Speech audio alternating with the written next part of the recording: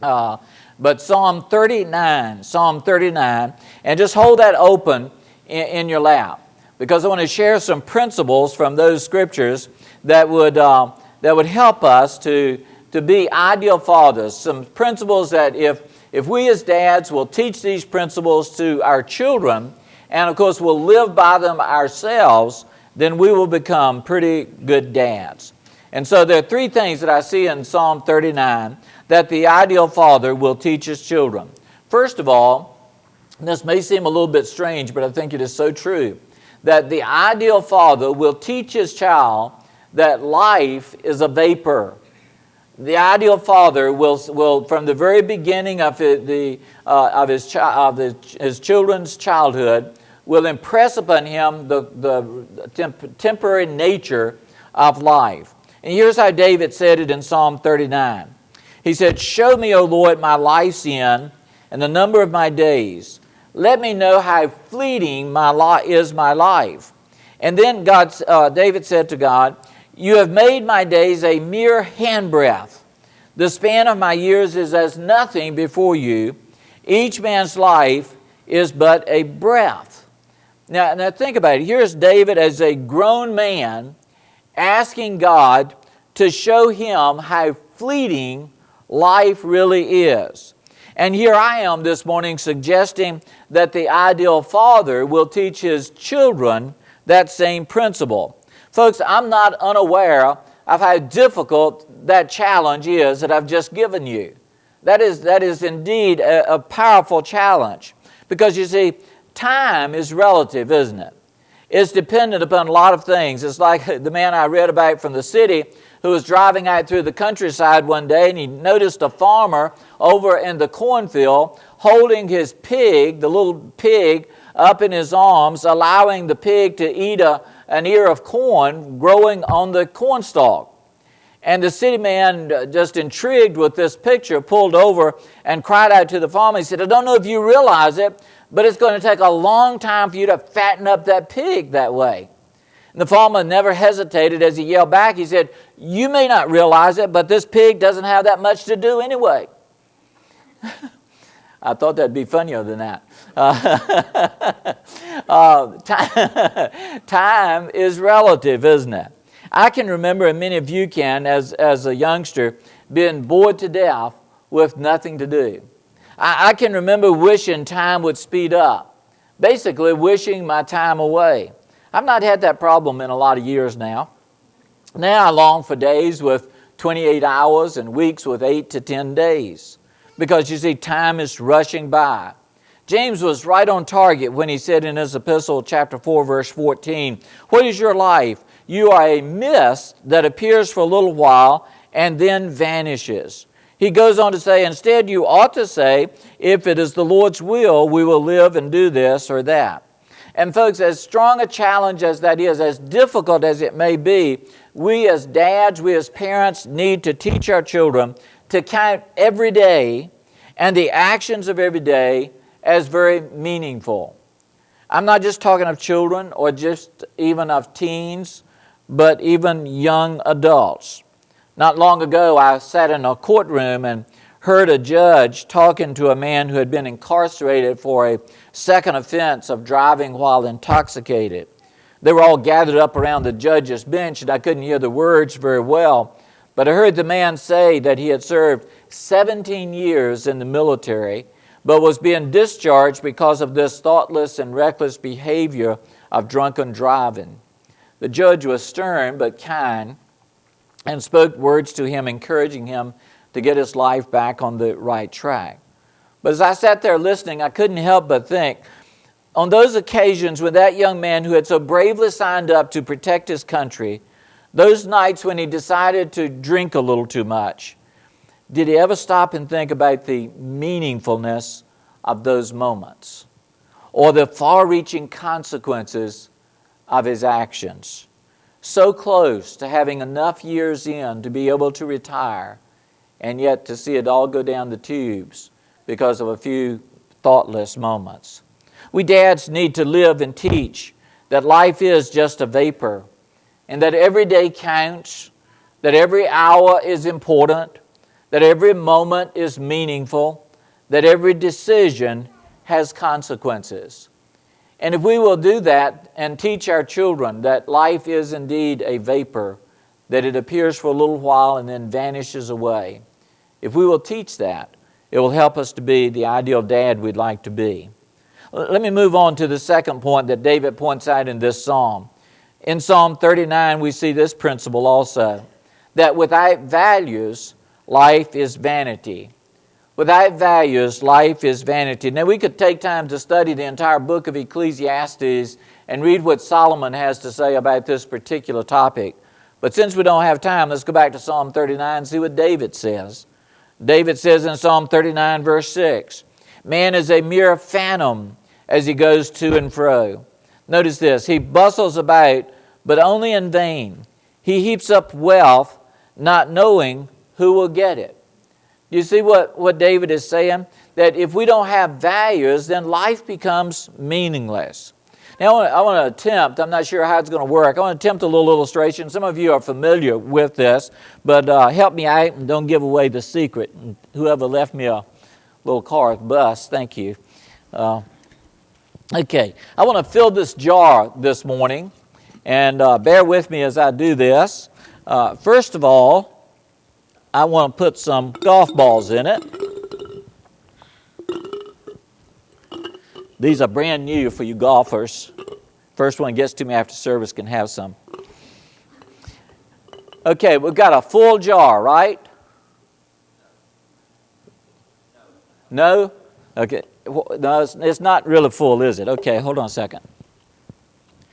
Okay. Let me take this first one out here for a second. I'm putting colorful pebbles in here now and all over the stage.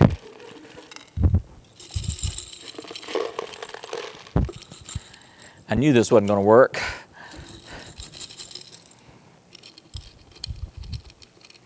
You're saying, then why did you try it?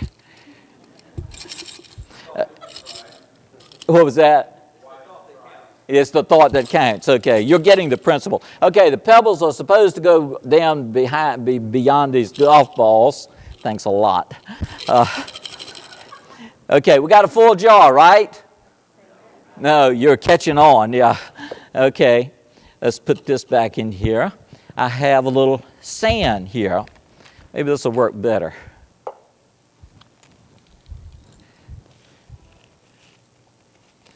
We may not use this experiment in second service. Or have somebody else do it. That's a good thought, Billy. Okay. Now, we have a full jar, right? Nope. Okay. We have water.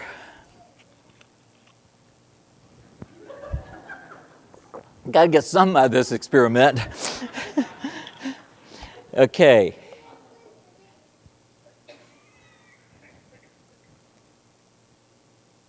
Okay, in about 30 minutes, that'll seep down to the bottom. I always wanted to be a stand-up comedian. I'm doing good. Somebody said, don't give up your day job.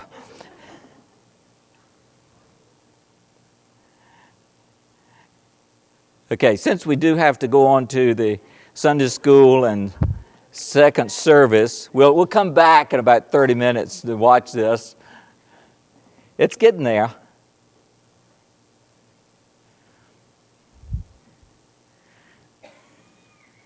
Okay, you can't see it very well. So, now we have a full jar. Well, it should be. If I had enough water in it, it would be. Okay, now, how many of you have seen that illustration done better before?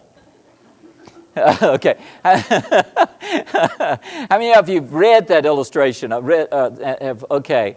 I didn't think that it would be new. However, even though it didn't work real well, here's the point I want to make. I want you to see.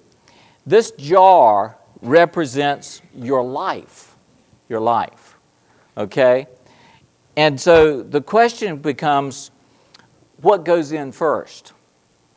And I want you to think about it in this way.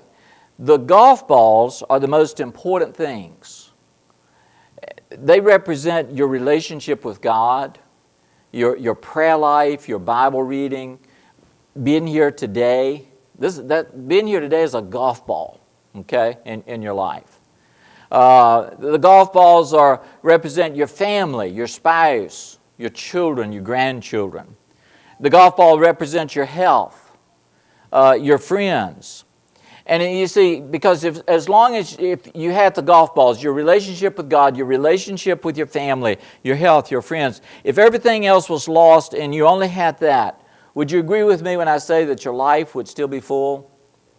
No, your life would be great if you have your relationship with God, your relationship with your family and friends, and your health. The pebbles that I tried to get in, secondly, represent things of secondary importance. Things like, and you may say, secondary? Well, yeah, your work, secondary.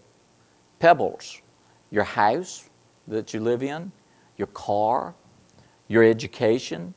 They're all the pebbles that fit in. And then the sand represents everything else, good things, but of not nearly as much importance, things that we do most every day, things like reading the newspaper, watching television, playing golf, going to movies, all the extracurricular activities that your kids are involved in, dance lessons, soccer, music lessons, whatever it might be. And so the point being, recognizing that what these things represent, then the question becomes, what do you put in the jar first? You see, that's what I want you to remember. What do you put in the jar first? Because if you put the sand in the jar first and fill the jar up with sand, how do you get the golf balls in?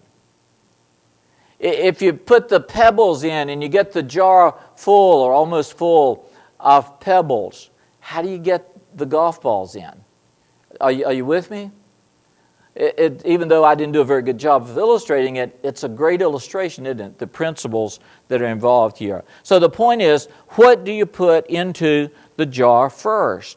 And that's the way we ought to look at life. And dads, on this Father's Day, my challenge to you is to make sure that your children, from infancy on, from toddler age on, from kinder school age on, that they understand what the golf balls of life are.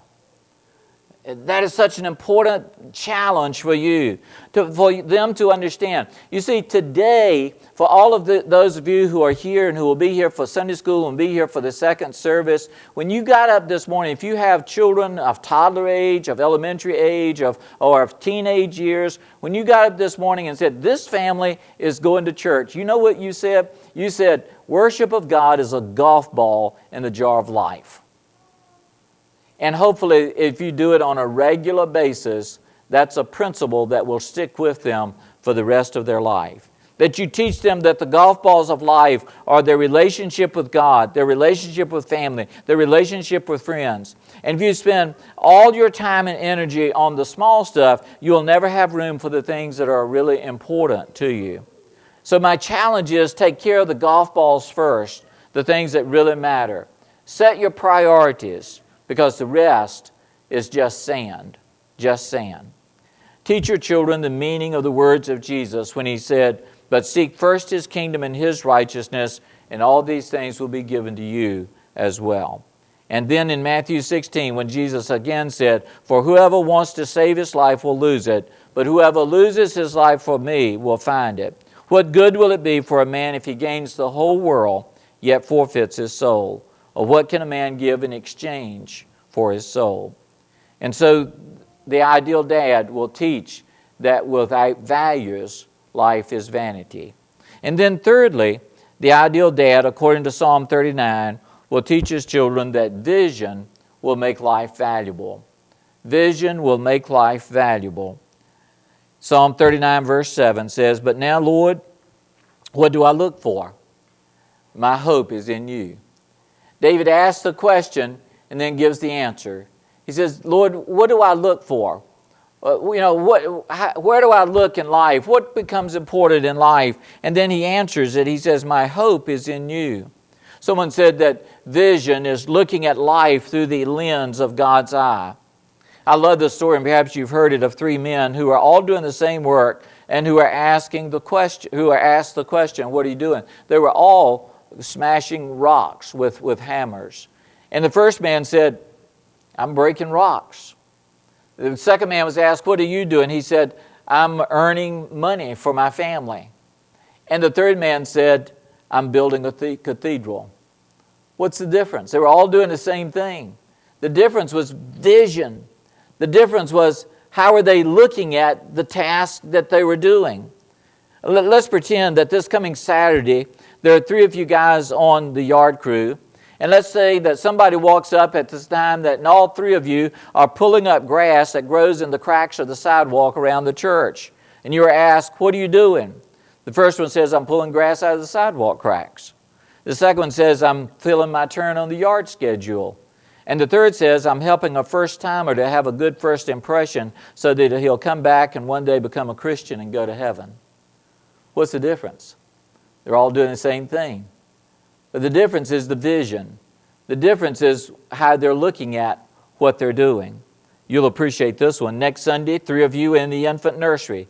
It just so happens that someone walks in as all three of you are changing a dirty diaper and you're asked, what are you doing?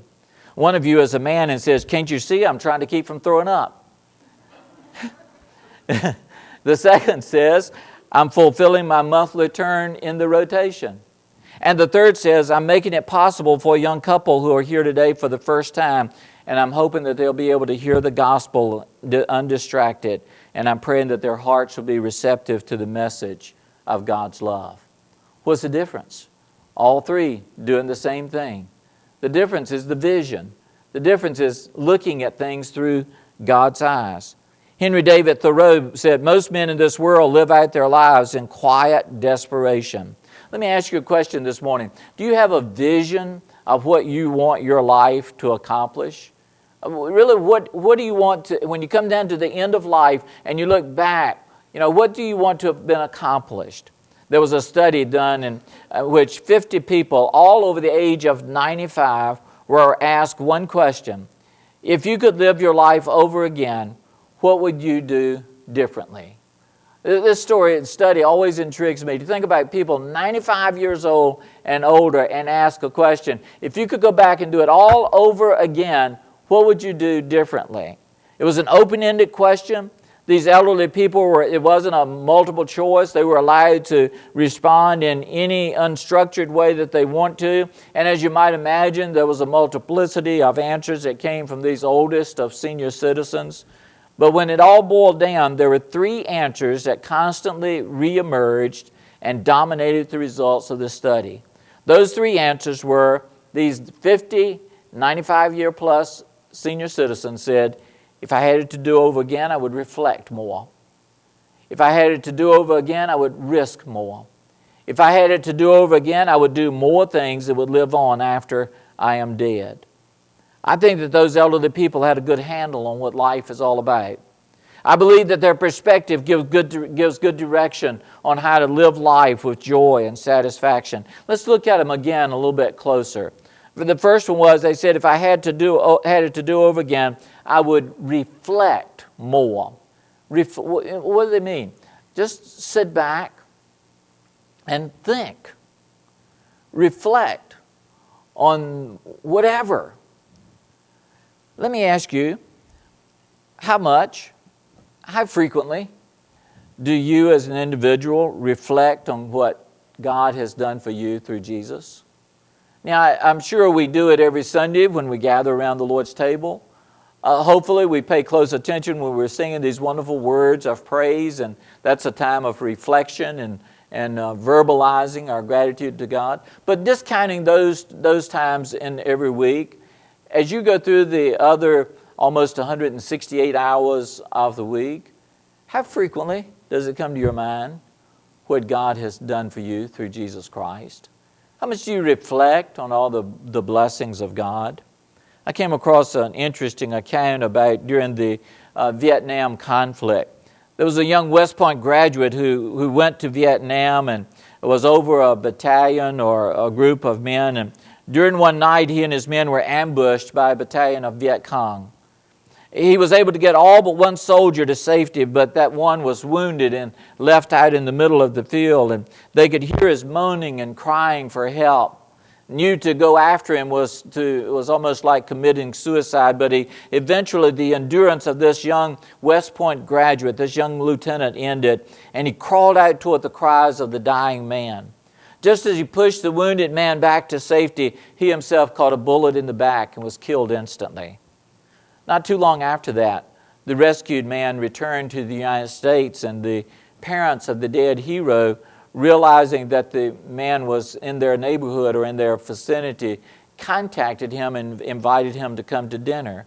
They wanted to know this young man whose life was spared at such a great cost to them. On the night of the dinner, their guest arrived drunk. He was loud and boisterous, told off-colored jokes, used all kinds of bad language. He showed absolutely no concern for his suffering host. Can you imagine?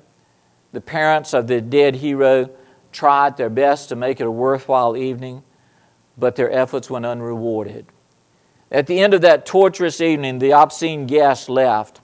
And as her husband closed the door, the mother collapsed in tears and cried, "To think that our precious son died for somebody like that." I think we would all agree that what the soldier did that night was inexcusable.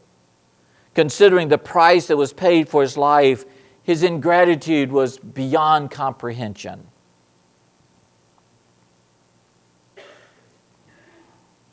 But you know what? I'm guilty.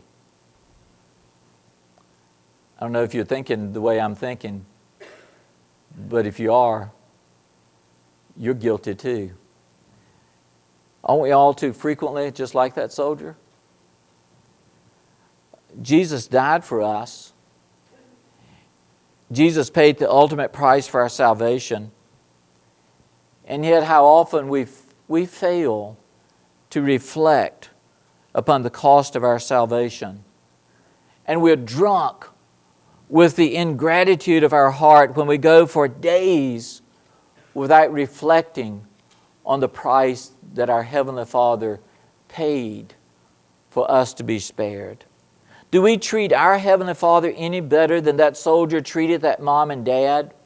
When, for example, we get up on a Sunday morning like today and decide that something else is more important, more deserving of our time than being around the Lord's table and reflecting upon God's grace and His compassion. We need to reflect more. And those 95-year-old plus individuals said, if I had to do it over again, I would risk more. You know, when you hear the word risk, what comes to mind? The possibility of loss or injury. The presence of danger, placing oneself in jeopardy, that's risk. And I think of numerous Bible characters who dared to risk: Noah, Abraham, Gideon, Joshua, Caleb, Moses, St. Paul, Peter, so many others. But you know, the word risk also implies more than just the presence of danger or the possibility of loss or injury. The word risk implies the possibility of exhilaration.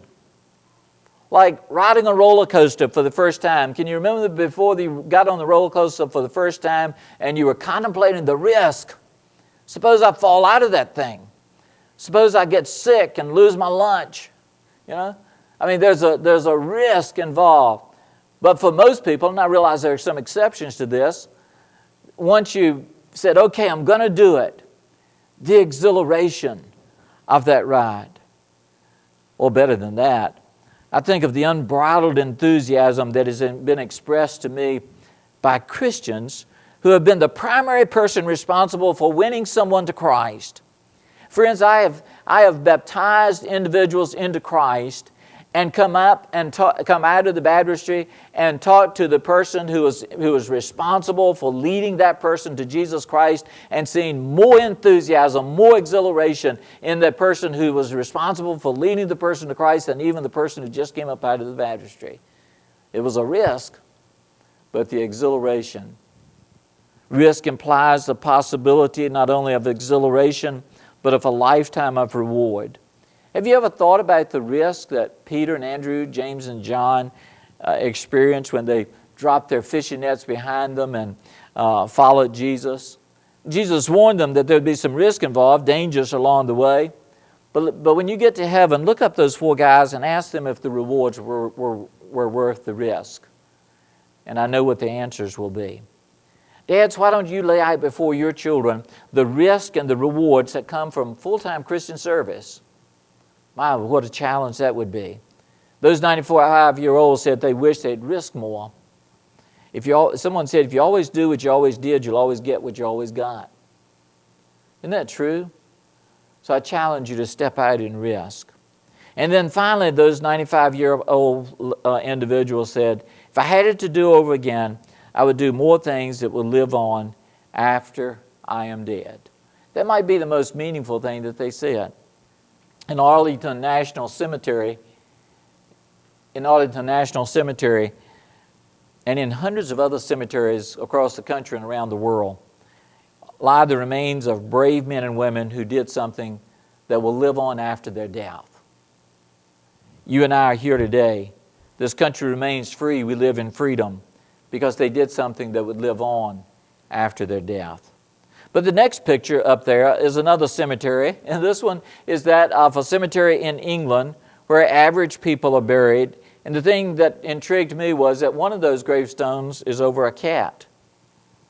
I show it to you to illustrate the fact that there are millions of people who are born, live a certain number of years, take up space on this globe, and die, never contributing anything worthwhile for their contemporaries or those who will follow them.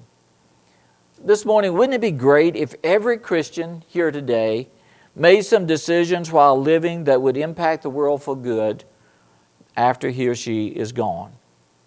Last Sunday evening, we had Emmett Murphy who came and shared a seminar with us and showed us how to have a living will, a living trust rather, and suggested that a Christian who's a good steward of all that God has given to him or her might, as he prepares his will or living trust, might want to live on in the years to come by leaving a part of his estate to some Christian organization. Maybe his church, maybe a loyal Bible college, maybe a loyal mission. You know the only thing that's going to outlive this world? Do you know what it is? It's people. Just people, that's all. Buildings will all be gone. Mountains will be gone. Oceans will be gone. Everything but people. People will outlive this world. Dads, your children will in all likelihood outlive you, and they definitely will outlive this world. Why not start now to instruct them in the principles of Psalm 39? Life is a vapor. It's just short. Without values, life is vanity, meaningless, and vision will make life valuable. If we'll teach our children those principles and live by them ourselves, we will be worthy of a blue ribbon. And we'll hear the words one day from our Father, well done, good and faithful servant. We're going to sing our closing song today, and my challenge is to every father to think of these principles and say, with God's help, I'm going to teach these principles to my family. My challenge is to all of us to live by these principles. And my challenge is that if you're here today and not a Christian outside of Christ, that you would take that step of commitment and obedience to the Lord Jesus Christ today and allow Him to help you be the dad, the mom, the person that God would have you to be. If you've never been baptized into Jesus Christ, we invite you to come as we stand and as we sing together.